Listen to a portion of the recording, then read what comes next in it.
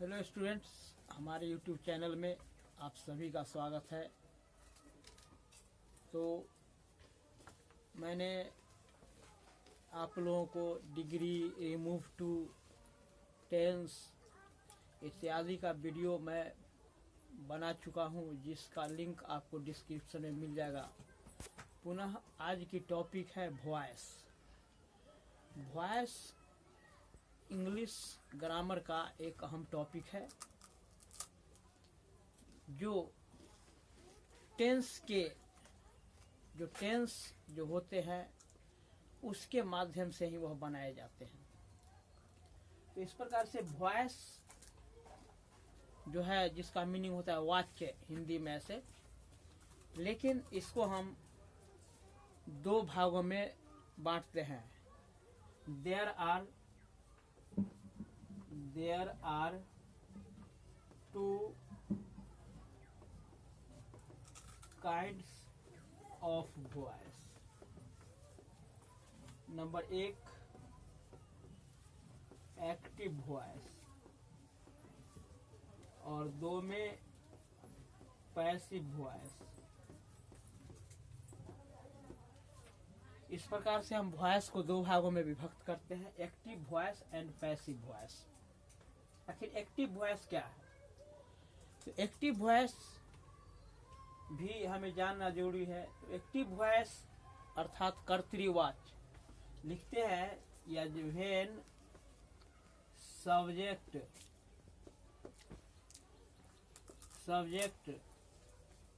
Does और acts something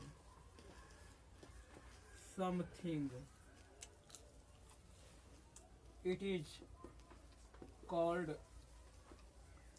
active voice।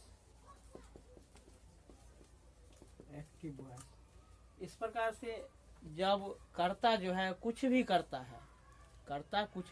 है, वह सब्जेक्ट का, वह सेंटेंस का अहम होता है। वह कर्ता जो होता है, सब्जेक्ट जो होता है, जो कुछ भी करता है वह एक्टिव वॉइस में होता है, जिसे हम क्या कहेंगे? Active voice.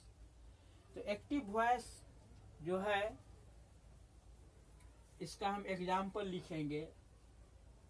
एग्जाम्पल जैसे Hari reads a book. Hari reads a book अर्थात हरी एक किताब पढ़ता है, एक पुस्तक पढ़ता है। वह एक्टिव वॉइस में, या सब्जेक्ट जो है यह क्या करता है? एक किताब पढ़ता है, वह उसका काम है किताब पढ़ना। तो अर्थात वह हो गया एक्टिव वॉइस। नंबर दो में है passive voice.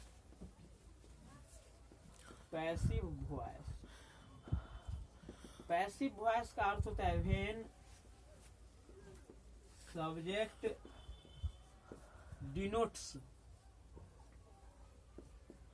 denotes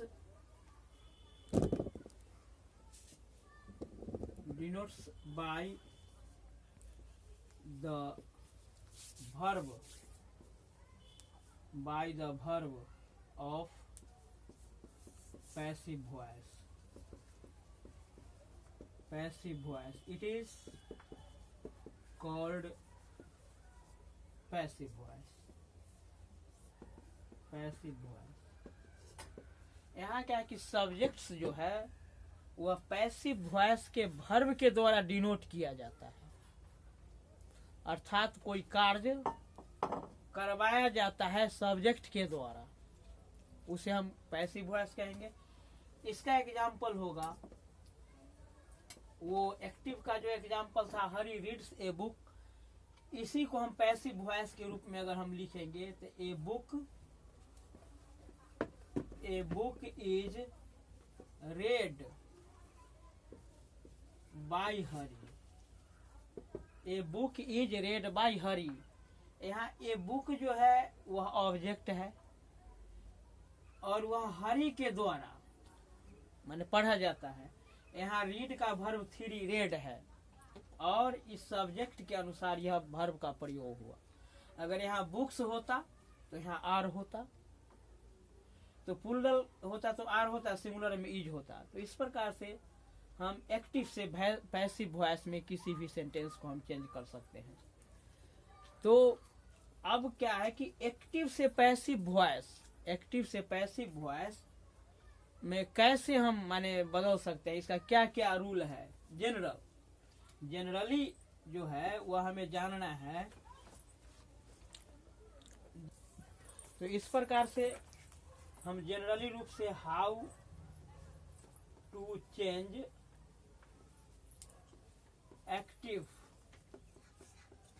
into passive, तो एक्टिव से पैसिव में हम कैसे चेंज करेंगे, वह सभी ये जो टेंस होंगे उन सभी के साथ वह समान रूप से लागू होंगे। नंबर 1, ऑब्जेक्ट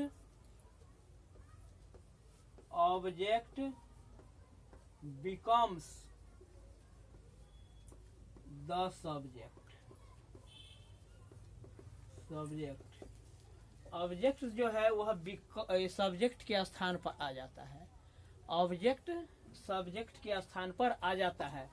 नंबर 2, उसके बाद है कि auxiliaries, AUXILIARI, auxiliaries are used according to the subject and tense। Auxiliaries माने सहायक क्रिया, वह सब्जेक्ट और टेंस के अनुसार उसका प्रयोग किया जाता है। जैसे सब्जेक्ट होगा टेंस के अनुसार उस एक्जुलरीज का हम प्रयोग करेंगे। नंबर 3, आफ्टर दैट या एक्जुलरीज के बाद past participle form of past participle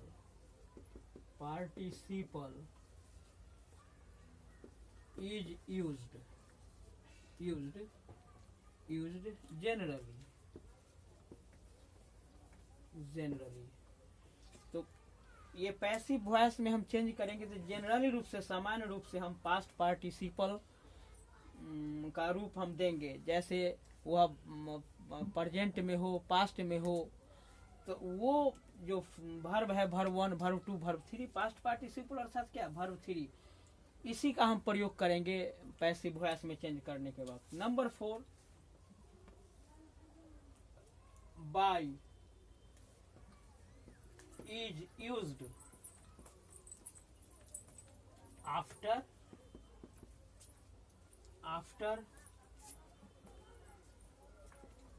ये एक्जुलरीज, ये after past participle.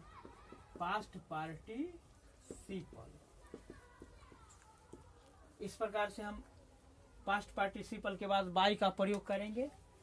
Eight last we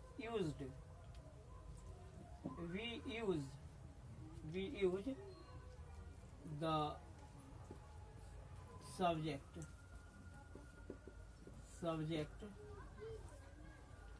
oblique